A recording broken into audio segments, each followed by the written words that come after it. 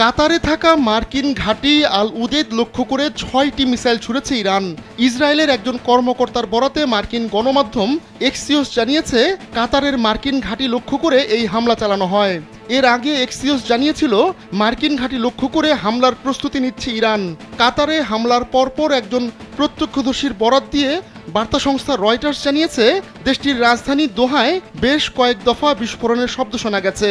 এর আগে ইরান জানিয়েছিল, দেশটির পরমাণু স্থাপনায় যুক্তরাষ্ট্রের চালানো হামলার প্রতিশোধ নেওয়া হবে। এর আগে ইরানের পরমাণু কর্মসূচি নিয়ে কয়েক সপ্তাহ ধরে ওয়াশিংটনের সঙ্গে তেহরানের আলোচনা চলছিল।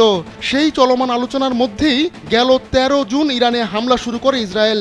শুরুতে এই সংঘাতে যুক্তরাষ্ট্র অংশ না নিলেও রোববার রাতে ইরানের ফোর্দো, নাতাঞ্জ ও ইস্পাহানের পরমাণু স্থাপনায় বাংকার বাস্টার বোমা ফেলে যুক্তরাষ্ট্র।